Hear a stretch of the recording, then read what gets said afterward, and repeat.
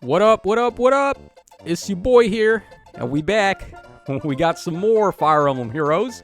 So we are going to go ahead and take a look at the new arcane weapon that we got on this Lucina right here, the Panty Flash Lucina. So her new axe, her Arcane Axe, is the axe that we've been waiting on. It's got null follow-up, and as an added bonus, it's also got tempo. So a very powerful inheritable weapon. Let's go ahead and quickly take a look at what it does. So Arcane Prima gives you -1 special trigger. Then also at the start of the turn, if your HP is over 25%, it inflicts attack and defense -6 on the nearest foe and foes within 2 spaces of those foes through their next actions. So there's no range limit on this whatsoever. It's the same thing as Legendary Robin's, where he targets the nearest foe on the map wherever they may be, and he does all stats -3 to them, while chaining to all enemies within 2 spaces of that unit. And this is going to do attack and defense -6, so a little bit more focused on the stat drops, which is definitely nice. Doing attack and defense -6, very, very strong. Then also, if her HP is still over 25%, she's getting all stats at 5. And then also, we do all stats -X on the foe based on the highest penalty they have on each individual stat. We're already doing attack and defense -6 with this weapon. So you're essentially doubling that and augmenting the debuffs to become attack and defense -12 on the foe. Assuming they don't have, like, Freyr on the team or something with odd or even recovery or restore or whatever to nullify the debuffs. So, very self-sufficient debuffing effect there, and it's going to give you a lot of stat potential. Then you also get tempo and null follow-up, as I mentioned before. So, this is one of the best arcane weapons. We could not have possibly axed for a better axe if we even tried. So, very good effects here. Now, we're going to go ahead and take a look at some units, and we're going to see some builds and some options on which units may want to inherit this axe. And we're going to start things off with the Valentine Effy, a God Axe unit, who is... She's been waiting on a good axe for a very long time, and you could have given her the Arcane Downfall, which was okay, but this weapon just blows it out of the water. So you're going to want to go for this now, and all of a sudden this Effy's value just shot up like tenfold. We also have access to the new B skill here, Buffer 4 from the Severa on the banner, and it's effectively Shield Pulse 4, which will allow us to easily activate godlike reflexes on these god units now, so a very, very good combo. Also, we've got Attack and Speed Pledge, so 2 effects really work well when comboed with tempo, and those are Acceleration on hit as well as Guard, because you're preventing the enemies from doing the same thing, so they can't ramp into specials. They lose their acceleration when you've got tempo, and they're unable to use Guard on you. So, giving yourself Pledge and, like, Guard and stuff is going to be very busted with this tempo effect on this weapon. So, that's what we're going for.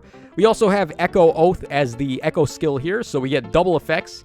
You would only need one other character that grants dual effects to get your Prime 4 ready for distant counter. So, things like Asker units or the Caden Lindy or whoever that grants double bonuses is going to be what you're looking for. Then we've also got Bonus Doubler as the Sacred Seal. Although, if you wanted to, you could run the Guard Seal and do the thing that I said, just have, like, Pledge and Guard, and you're also comboing it with tempo. Then you could further be a dick and combo it with Veil, so then you're getting Scowl as well, and the enemies literally cannot touch you with specials at that point. So, that would be something you could go for, but Bonus Doubler just, in general, just to give you augmented stats and make your bonuses look a lot better. Very helpful with the stat swings on this weapon, which are debuffing the enemies a lot and then giving you a lot of bonuses. Okay, the next unit we're going to look at is the Valentine Lucina here, the OST artwork for her. Now, running this weapon on her is interesting because she does have Future Vision, which is a unique assist, but we're not going to be able to run it if we're running this weapon. However, it is more valuable to run this weapon on her than her own weapon, because, first of all, her weapon didn't have -1 special trigger, so already we have an advantage by running this weapon here.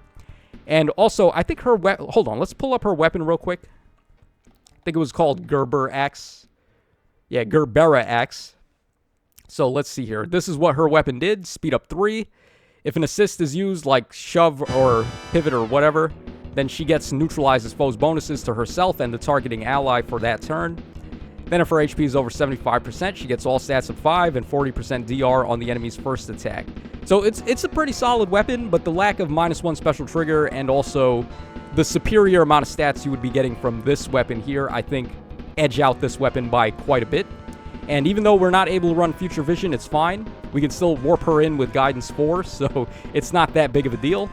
Now, for this build, we're going for a Discounter build. So we have Distant Dart here. We could run Prime 4 if you've got enough units with support. Like, let's say you've got Cordelia or Catria on the team in tandem with Caden Lindy or Asker or somebody. That would be your 4 effects right there. And it is very easy to maintain Prime 4 on armored units because they don't really move that far away from your other units. So Prime 4 is an option, but just for consistency's sake, I went for Distant Dart on this build. We have also Special Spiral 4, so we can loop Armored Bacon over and over again and nullify enemy DR. Hardy Bearing nullifies guaranteed follow-ups, or comboed follow-ups, so like Desperation 4 and things like that. The enemies are not going to hit you twice in a row. That makes this very effective, so they only get one shot to try and get rid of you. And with the non-pierceable DR of Armored Bacon, that makes that very difficult to do. So you're just going to clap them in the face, and you're going to blow them up with your ability to pierce their DR while they can't pierce your own DR. So that would be what we'd go for here. And of course, we're just stacking speed, so far save attack speed. And Deathblow Echo is the only option these armored units have at the moment. So that's the one we got to go for. Alright, we got Seth up next, the Summer Seth, who is actually a pretty good Axe Cavalry type, and he is the best in slot. There are other Axe Cavalry types you could have gone for, like the Pledgian Chris is actually pretty solid. There's also the Groom Marth, who is okay, and there's Saleh, who is also okay, but I think Seth is just the best one overall. He does have 1 more points of speed than the other ones, which isn't much, but it is something, so I think he does win out over there. And we're going for a Flared Sparrow Gale Force build. So we got Gale Force, Flared Sparrow, Alarm to give us Canto, and then Heavy Blade. Again, the acceleration effects when comboed with Tempo are very strong, because the enemies can't use Guard to stop you. You could also run Desperation 4 or like Flow Desperation on this build too, if you want to just hit them twice in a row and get right into your Gale Force. But it's not that difficult to get Desperation as a support anymore. Like, just having Firestorm Dance 3 is enough. So I think the superior stats you would get from Lull Speed and Defense 4 are going to edge out in this particular case. I should also bring up with Effy. She is the best in slot infantry axe, but we have a lot of other god axes that are possible. So Ninja Hana is one. There's also Ninja Shamir, and there's also the Fallen Linus, who I still haven't decided if I like this weapon better than Fallen Linus's. This is probably better, but like, Fallen Linus's weapon is already sufficient enough, I would say, that you don't need to change his weapon out. So he would be another example. There's a couple of other infantry god axes, but as I said, Effy is the one that stands out the most.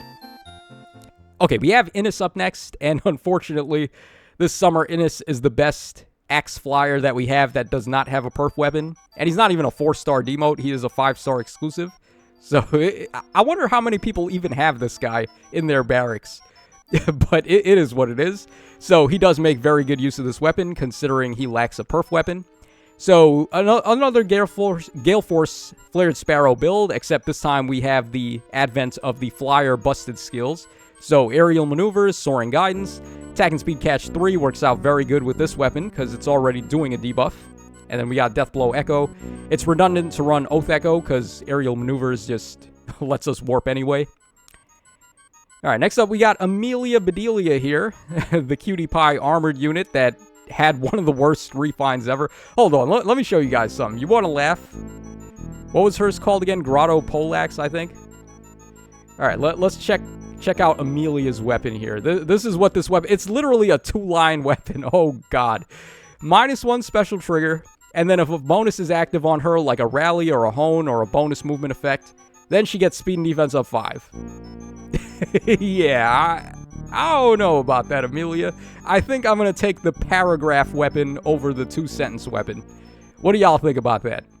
Okay, so we're going for a near save build this time. We showed off a far save build with Lucina. So this time we're just going to go for Kestrel Stance, Hardy Fighter, near save, Form to get more speed, and then Pavis, of course, so we can get some non-pierceable DR in melee matchups. Guard from Kessler Stance is very good, of course, because we are using tempo here. So having Veil support, again, I'm going to bring up Veil. If you can get Scowl with Guard with tempo, it's impossible for the enemies to get you with the special. So just a very dirty combo for especially bait type of units. All right, next up we have Charlotte here. So Charlotte is a God Axe unit, but her perf weapon doesn't fare much better than Amelia's, even though it is a little bit better. What does she do again? She gets like attack and speed up 6 if she's solo, and then she gets -1 special trigger. Something like that. I think she gets bonus damage as well, like based on her speed or her attack or something. But basically, it's just not as good as Arcane Prima. So we're going for this. And we're going for a nuking build this time just to show off some variety. You could run the exact same build on her as I have here on Effy. And there's a lot of other skills that are possible as well, like Null C4 and Distant Attack Speed Solo, and Insight is even an option for these infantry types now. So it's really just choose whichever set of skills you like better. But just to show off some different stuff, we've got Finish 4, Spiral 4, so we can loop Vital Astra over and over and nullify enemy DR. Then we got Oath 4 to warp in, Bonus Doubler, and then Deathblow Echo as well. So here's another way to do the weapon. Nullifying DR, you get Null Follow-Up, you get also Tempo, and then you get DR based on speed from Vital Astra. So a very good God combo there. Alright, next up we have Commander Anna. Oh boy, this is a very interesting one. Now, you can't merge this unit, obviously, and it really sucks that you can't. I wish we could merge the Asker units by this point. There's no reason not to let us merge them up. The only reason why is because they just want to whale bait Arena even more. And they know that they have to always have the Asker trio as bonus units. So I think that's really the reason they don't want to let us merge them up. But come on, man, we're closing in on 8 years of Fae. Like, they can't give us merges for the Asker trio. Oh, man, but whatever. It is what it is. So we're just going for massive amounts of stats here. Attack and Speed Prime 4 gives us the most attack and speed with this encounter. Insight gives us the most attack and speed with a status effect. Oath is giving us another status effect, so we only need one other ally to activate Prime 4. Then we got Null C4, because Anna's res is actually kind of okay. Not really. I mean, 34 is okay, but it's not enough to tank some of the ranged threats now, but it's the best we can do since she can't get to +10. She does get 30 flowers, though, and you can give her an Ascended Floret, so it's not the worst thing in the world, you know? And then we got Hardy Bearing once again. Feel free to run a different seal if you want to get more stats, like Bonus Doubler, or Attack and Speed Form, or Attack and Speed Solo, whichever one tickles your fancy the best. But Hardy Bearing I do like on these distant counter builds, because you can't get shafted by enemies that have, like, guaranteed follow-ups or immediate follow-ups, like with Desperation and stuff.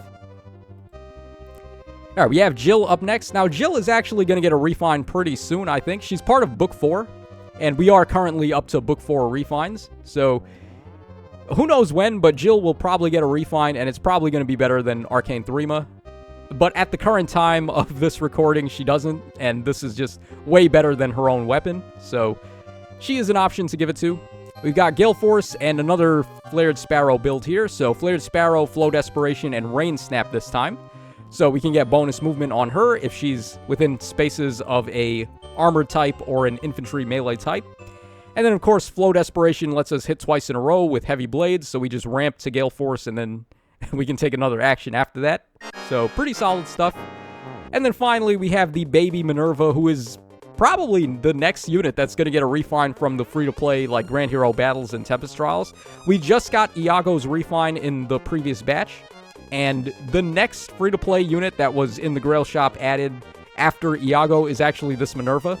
So, she may be getting her refine next. And we also already got Baby Mart's refine, too, who was in the same batch as this Minerva. So, I don't know what her refine is going to do at the moment. Probably not the best idea to have her on here, considering how close we are to get her refine. But as of this recording, she doesn't have it, so this weapon is way better than her own. This time we're going for a melee build, melee combat tanking. So frontliner that can just be a warping beacon with guidance 4. You would want to support her with a far save unit, and she's got guard bearing and Pavis. Hardy bearing again because you're not going to get wrecked as bad by Tea Time Ira if you've got Hardy bearing. Especially not if you also have a unit on the team with, like, or a Veil on the team to get Scowl. You could also go for Kestrel Stance as well if you wanted to. And that would be way better with Veil support too, because that way you can get the Guard and the Scowl combo with Tempo. So no specials allowed, while you've got a massive amount of DR with Pavis and Guard Bearing. Then we also have Hardy Bearing as well, so this goes without saying, pretty solid frontline option for this weapon. And that pretty much wraps us up for all of the at least standout choices that I saw with this weapon. You want to focus on primarily units that have better speed. So slower units want Arcane Downfall at this point, and then faster ones want Arcane Prima. So let me know your thoughts in the comments section down below. And this is your boy Tacho signing out. So take care, fellas. And I'll catch y'all again in the next one. We're going to do a builds video for Valadar.